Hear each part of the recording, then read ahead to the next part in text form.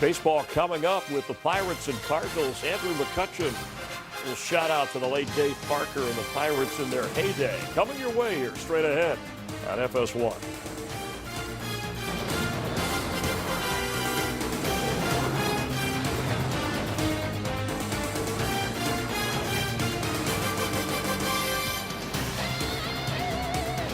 And we welcome you to the MLB on FS1 pregame show, sponsored by Geico.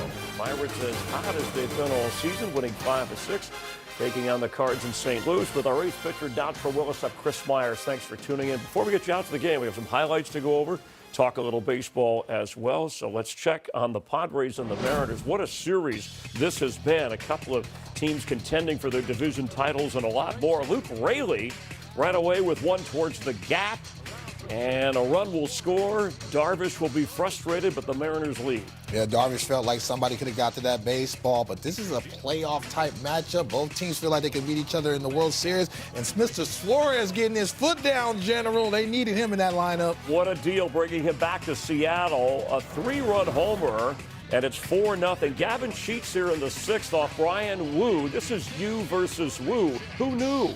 Anyway, he did have 6 strikeouts, worked into the 6th. Padres trailing 4-1. And then next batter with the bases loaded here. Swire hits Cronenworth. O'Hearn would score. It's a 2-run game. And then let's see, Freddie Fermin is up there. Can they get out of it? Huge strikeout for me. Somebody that has good bat-to-ball skills. Myers needed that K right there. Top of the ninth, it's still a 4-2 game with 2 out. Fernando Tatis Jr. toward the gap.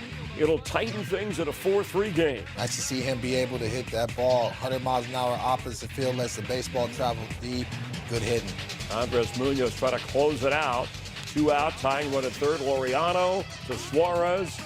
Game, set, match. Mariners hang on at a tight one, 4-3, so they're within 1 game of the division lead. The Astros playing at Colorado, and Brian Wu has won 4 of his last 5 starts. So that was a fun series we kind of watched with Cal Raleigh and some of the big names and the hunt that they are both in for a division title. It would be a shock to baseball if these two wound up in a World Series facing each other. You know, you look especially the Seattle Mariners, and we talked about Suarez, Naylor, they elongated that lineup. Also, you look how deep their rotation is. But for me, General, the rotation with Wu and company, they haven't necessarily played their best. Miller has a 5 ERA, especially on the road. Now, the numbers are a little bit better when they're in friendly confines, but that starting pitching can really be scary once they all click. But I love seeing Mr. Suarez back in there. That's a very hard ballpark to hit home runs in. That's why Cal Raleigh and the numbers he's putting up is so astronomical.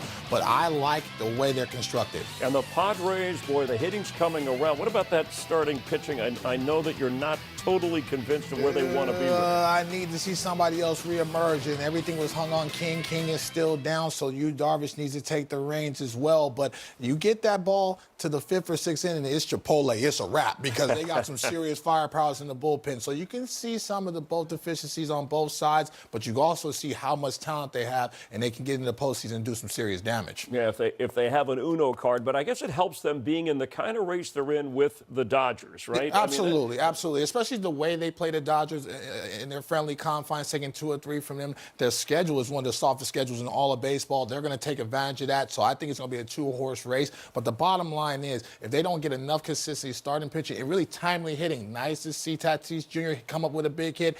They haven't really offensively. If you look at them on paper, they got to be a little bit better. But that's a scary hours thing because they haven't played their best baseball offensively yet. Yeah, and I don't know if everybody thought they'd be as close as they are to the Dodgers at this point. All they got to do is get in, and I think we'll see both of those teams in the postseason, along with Seattle either way. The Blue Jays, for sure, leaders in the East, opened with a 4-game lead today over the Red Sox, 4.5 over the Yankees. And with the Twins in Toronto, that's Buxton with his 26th homer of the year. One guy they didn't trade. Yeah, Minnesota holding it together. Blue Jays bats yet to get going. On to the Yankees at home in the afternoon against the Nationals. Trent Grisham with his 26th home run of the season. He has shown some serious power. Aaron Boone raves about him, especially in that short porch, and he never comes off that fastball, General. You mentioned Aaron Boone. What about Aaron Judge? His 41st home run of the year. Got to get the big man going back to MVP form, especially the first half. We have not yet to see that. Against these teams, I think we're going to see it. Cody Bellinger, what a move that was for the Yankees. He's got 25 homers this year. He loves playing in the Bronx. He can go anywhere in that outfield, also play first base, and really stellar at the plate. Another shipping, and that's Jason Dominguez. Deep fly ball. Is this going to get out?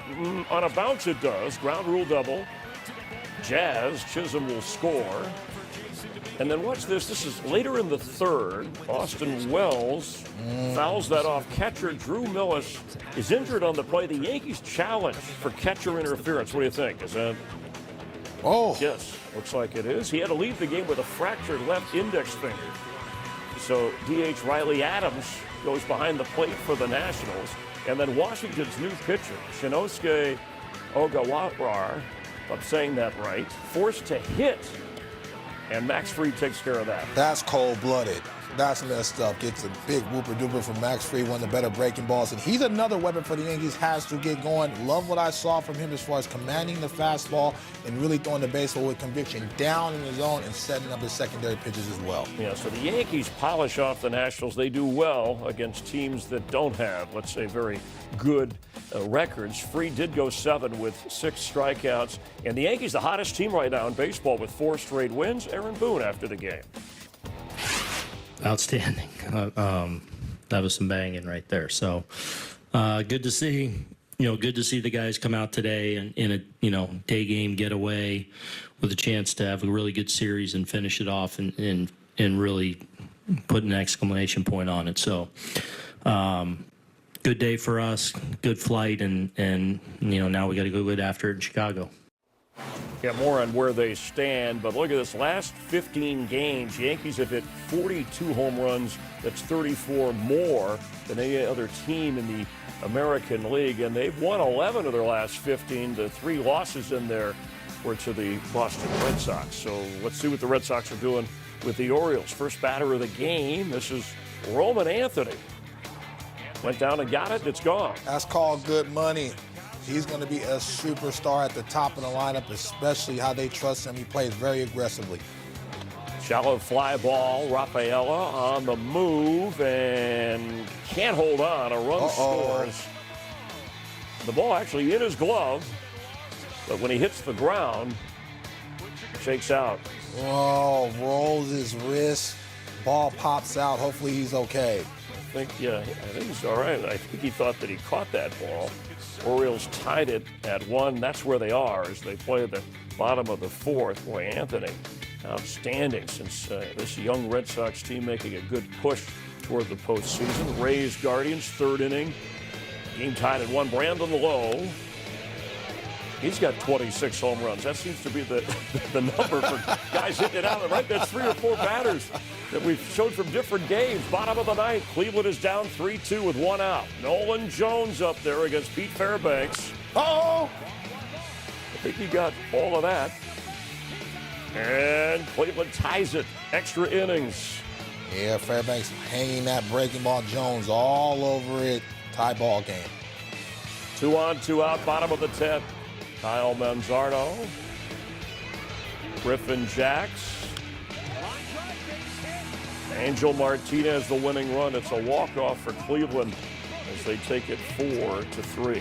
So those two have faded from the wild card standings, but this is how it looks. It's a pretty impressive group. The Royals still in the hunt, but when you look at this, the Yankees have the easiest remaining schedule of this group. In fact, most of the American League. Then it would be Seattle. So of those hopefuls here, who's the most dangerous in the wild card department to go deep into the postseason? You know what? I do like the Seattle Mariners. We talked about their lineup, but I also like the Boston Red Sox. They finally formed their frontline rotation with Crochet, Giglio, and Bale. They've all been pitching excellent over the second half, especially Bale with a 2.9 ERA over his last 7 starts. That's your number 3 starter. Also offensively, Trevor Story leads the team in average RBI and stolen bases. You have Abreu with 22 home runs. Alex Bregman's hitting 300 over his last 15 games, so he's hit the ground running off the IL. So this is a lineup, especially with Roman Anthony. I love this kid. He's going to be a superstar. His plate coverage, 307 over his last 30 ball games. So he fits nicely at the top of the lineup. They're athletic. They can hit the ball line to line. They have some power. I think they feel like they've been in the weeds the whole time because there's so much talk about the Yankees, so much talk about the Blue Jays. But I think the Red Sox, as long as they stay packed in that rotation and get that ball to Aroldis Chapman, who's at his best year that's amazing, in his career, right? has a 1 ERA, they could be scary, man, down the stretch. And Crochet already, Dontrell, the most innings so far in his career. I mean, does that concern you at all? Not the way I looked at him throwing 100 miles an hour last time it started out. So as long as he stays fresh, and I think he's convicted. I think he sees the Cy Young in his sights, and I think he understands his role in that rotation as well. Yes, that's going to be a great race. It's far from over, that division. I mean, the Blue Jays, they can see the Red Sox coming. The Yankees as well. Yankees taking advantage of those weak opponents. There's O'Neill Cruz as the Pirates, who have won 6 of 8, take on the Cardinals in St. Louis. Wilson Contreras again appealing. He's in the lineup. And Sonny Gray takes the mound for St. Louis. Kenny Albert and Tom Verducci on the call in just a moment.